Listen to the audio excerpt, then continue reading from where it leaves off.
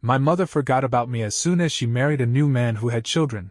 Now she does not recognize me and says that she has new children now. My name's not important. Let's just say I'm a guy in his early 20s now, trying to piece together how I ended up here. My mom split from my dad when I was maybe 10 or 11. He wasn't exactly winning any Father of the Year awards, drank too much, yelled too loud, and barely remembered I existed half the time. When she left him, I didn't blame her. I saw him a handful of times after that, like awkward visits to some diner where he'd promised to call, and then never did. Eventually, he just faded out. No big loss there. Living with my mom wasn't much better though. She didn't really have her act together. Money was always tight, not because she couldn't work, but because she didn't want to. She'd pick up odd jobs here and there, but most of her energy went into finding the next guy to latch onto. I remember nights where dinner was whatever I could scrape together from the pantry, canned soup if I was lucky, dry cereal if I wasn't. She'd be out late, coming home smelling like perfume and cigarette smoke, talking about some dude she met at a bar. I learned pretty quick that if I wanted to eat, I'd have to figure it out myself. By the time I was 13, I was working.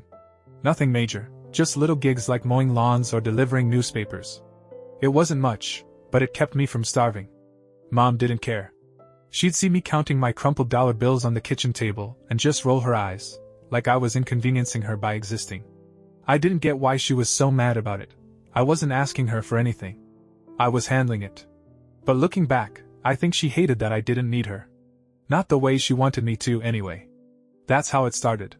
Me figuring out how to survive, and her figuring out how to replace my dad with someone better. Or at least someone with a fatter wallet. She didn't hide it. Her phone was always buzzing with texts from random guys, and she'd spend hours getting ready to meet them. I'd be in my room, trying to focus on homework, or whatever, while she'd blast music and prance around like she was 20 again. It was annoying, but I dealt with it. I had no idea how far she'd take it though. That came later. By the time I hit 15, I was pretty much on my own. The part-time jobs piled up. I moved from mowing lawns to bagging groceries at the local supermarket, then picked up shifts washing dishes at a diner down the street. It wasn't glamorous, but it paid for food, clothes, and the occasional bus fare when I didn't feel like walking. Mom didn't ask where the money came from. She didn't care. She'd stopped pretending to be a parent by then. Her focus was 100% on her dating life. I'd come home from a late shift, feet aching, and find the house empty. No note, no text, nothing. Just a sink full of dishes she hadn't bothered to touch. I got good at managing things. Bills started showing up with my name on them because I'd taken over the electric and water payments. Mom would chip in sometimes, but it was rare. She'd say she was between jobs or waiting for something to come through. But I knew she was just waiting for some guy to swoop in and fix everything. I didn't complain much at first. I was too tired. But it built up. One night I snapped.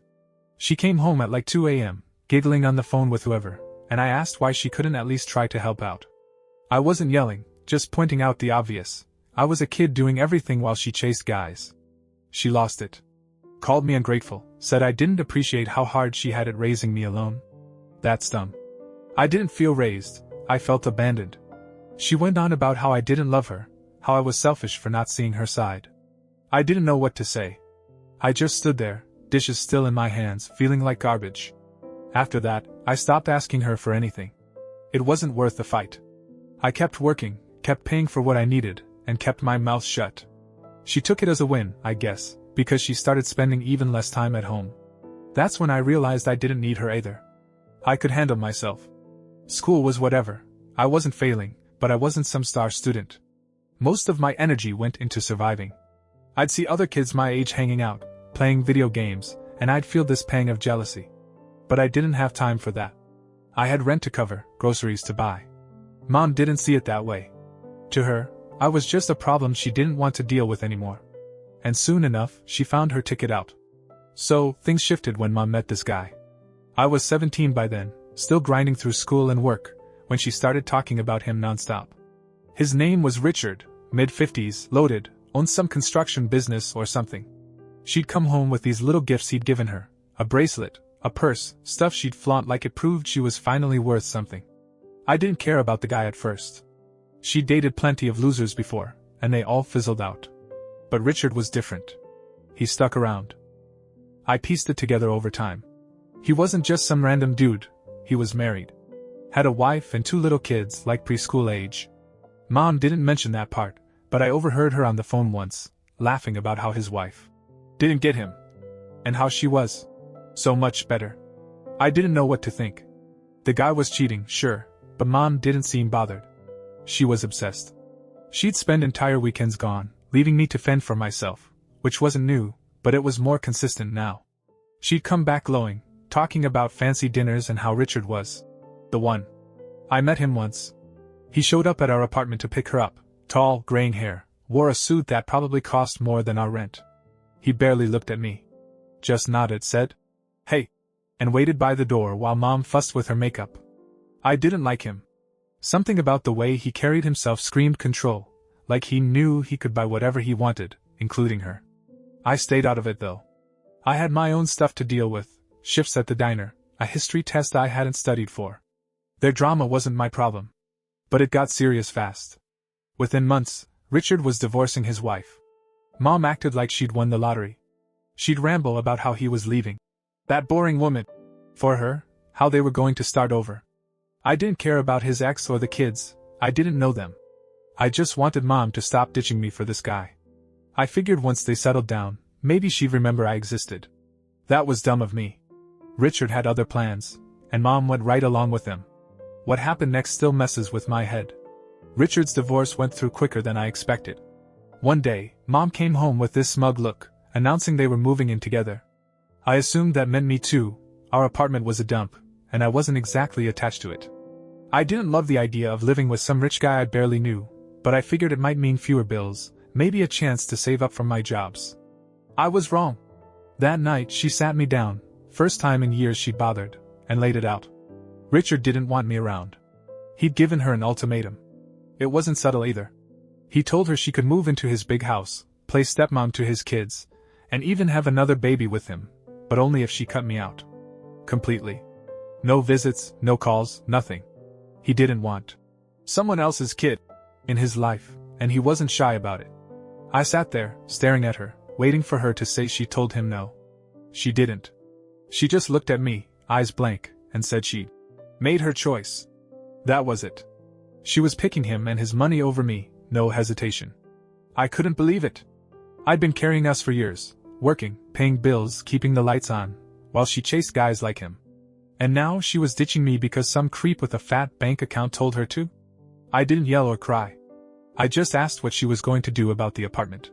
She shrugged, said she'd already given notice to the landlord, and that I'd need to figure something out. She was leaving in a week. That was the whole conversation. No apology, no explanation beyond.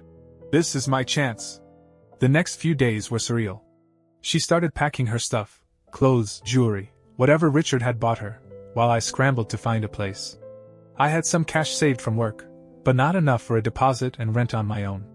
I was still in high school, barely 18, and she didn't care. She'd already checked out. By the end of the week, she was gone. Left behind a couple of old shirts and a note saying the keys were on the counter. That was the last I saw of her for a while. After Mom left, everything hit at once. The apartment was mine to deal with until the lease ran out, 3 weeks. I couldn't afford to stay, so I worked doubles at the diner to scrape together enough for a room somewhere. Found a cheap spot on the edge of town, a guy renting out his basement. It was damp, smelled like mildew, and had no windows, but it was $300 a month with no deposit. I took it. Moved my stuff in one trip, a duffel bag of clothes, a mattress I'd found on the curb, and a box of random junk like my old schoolbooks and a lamp. That was it. My life at 18. School got harder to manage. I'd been coasting before, but now I was exhausted all the time. Teachers noticed I was zoning out, missing assignments. One of them asked if I was okay. I said yeah, just tired. Didn't tell them my mom had bailed or that I was basically homeless. Didn't see the point. I kept working, kept showing up to class when I could, and graduated by the skin of my teeth. Diploma didn't feel like a win, it just meant I could work more hours. Mom didn't call. Didn't text. I saw her once, maybe a month after she moved out. I was walking to the bus stop after a shift, and there she was, pulling up in a shiny new car, Richard's I guessed. She didn't see me at first. She was laughing, adjusting her sunglasses, looking like someone I didn't recognize. Then our eyes met. I stopped walking, waiting for something, anything. She just stared for a second, then turned away and drove off. No wave, no nod. Like I was a stranger. That's when it sank in, she was done with me. Richard's kids started showing up in my orbit after that. They went to a private school nearby, and I'd see them sometimes when I was out. Once, at the gas station, I heard them giggling, 2 little brats, maybe 5 and 7, pointing at me. The older one said something about the kid his mom traded in. I didn't react. Just paid for my coffee and left. But it stuck with me. She told them about me, or Richard had. Either way, I was a punchline now. So I kept going. Didn't have much choice. The basement room became my base. I got a better mattress off Craigslist, rigged up some lights, and made it livable. Work was my lifeline. The diner bumped me to full-time after graduation, and I picked up extra shifts at a warehouse on weekends. It wasn't fun, hauling boxes at 3 a.m. wrecks your body, but it paid the bills. I wasn't saving much, but I wasn't starving either. That was enough for me then. I didn't think about mom too much. Couldn't afford to. When I did, it was this dull ache, like a bruise that wouldn't heal. I'd wonder what she was doing in that big house with Richard and his kids. Probably cooking them dinners I never got, tucking them in, acting like the mom she'd never been to me. I didn't know if she'd had that new baby Richard wanted. Didn't want to know. She'd made her choice, and I was figuring out mine. Friends weren't really a thing. I'd lost touch with most of the kids from school, too busy working, too tired to hang out. The guys at the warehouse were older, rough around the edges, but decent. One of them, Mike, showed me how to fix up an old bike I'd bought for cheap. It wasn't much, just a rusty frame with wobbly tires, but it got me around without bus fares. He didn't ask about my life, and I didn't ask about his. That worked for me. I wasn't looking for pity or deep talks, just a way to keep moving. The hardest part was the quiet. Nights in that basement, with nothing but the hum of the fridge upstairs, got heavy. I'd lie there, staring at the ceiling, replaying that moment at the gas station. Those kids laughing. Mom driving away. It wasn't anger anymore, it was just empty. I started keeping the TV on low, some random channel, just for noise. Helped me sleep. I wasn't thriving, but I was surviving. That's what I told myself, anyway. Until she showed up again. About a year after I'd moved into the basement, Mom popped back into my life. I was 19, still working the diner and warehouse gigs, when I saw her at the supermarket. I was grabbing some ramen and canned soup, cheap staples, when I turned the aisle and there she was. She looked different. Hair done up, nice clothes, a cart full of stuff I'd never seen in our house growing up, fresh vegetables, expensive cereal, a big roast. She was with one of Richard's kids, the younger one, who was tugging at her arm, asking for candy. I froze. Didn't know what to do. She didn't notice me at first, she was too busy telling the kid to wait. Then she looked up, and our eyes locked. Same as that day at the gas station, but this time she couldn't drive off. I waited for her to say something. She didn't. Just stood there, gripping the cart, while the kid kept whining. Finally, I broke the silence. Asked how she was? My voice came out flat. I wasn't mad, just curious. She blinked, like she hadn't expected me to speak. Said she was fine, that things were good. Her tone was clipped, like she was talking to a cashier, not her son. The kid stared at me, confused, then asked who I was. She hesitated. I saw it, her mouth opened, closed, then she said, "Just someone I used to know." That hit hard. Not my son. Not even my name. Just some nobody from her past. I nodded, didn't push it. Told her to take care and walked away. Left my cart where it was, didn't feel like eating anymore. I got back to the basement, and sat there for hours. TV was on, but I didn't hear it. Kept replaying her words. Someone I used to know. She'd erased me. Not just from her life, but from her story. I wasn't even a footnote now. I didn't cry, hadn't cried over her in years, but I felt sick. Like I'd lost something I didn't know I still had. That was the last time I saw her face to face. But it wasn't the last time she'd mess with my head. After that supermarket run-in, I tried to push Mom out of my mind again. Kept working, kept living, kept the TV on to drown out the quiet. But she didn't stay gone. Word started trickling back to me through random channels. A co-worker at the diner knew someone who knew Richard's ex-wife. Small town crap. Apparently, Mom was pregnant. Richard had gotten his wish, another kid, her first with him. She was all in on her new life, playing happy family with his money and his rules. I didn't feel anything when I heard it. Not surprised, not hurt, just numb. Then the rumors got weirder. One of the warehouse guys, Mike, mentioned he'd seen Richard at a bar a few months back, arguing with some woman who wasn't Mom. Said it looked messy, yelling, glass slamming, the works. I didn't know if it was true or just gossip, but it planted a seed. Maybe her perfect setup wasn't so perfect. Maybe Richard was still the same guy who dumped his first wife for her. I didn't care enough to dig deeper. Whatever mess she was in, she'd picked it. The kids kept popping up too. I'd see them around town more often, Richard's brats, plus a new baby in a stroller once. Mom wasn't with them that time, it was some nanny or something. They didn't recognize me anymore, which was fine. But I heard them again at a park one day, older one talking loud to his friends. Said his new mom was way better than his old one, that she'd traded up from her last kid. His buddies laughed. I was on a break, eating a sandwich nearby, and I just sat there. Didn't move, didn't react. Finished my food and went back to work. It messed with me, though. Not the kids, they were just parroting what they'd heard. It was knowing she'd sold that story to them. That I was the reject she'd left behind for a better deal. I started wondering what she told Richard, what she told herself. Did she sleep fine at night, pretending I never existed? I didn't have answers. Didn't want them either. I just kept going, one shift at a time, building something she couldn't touch.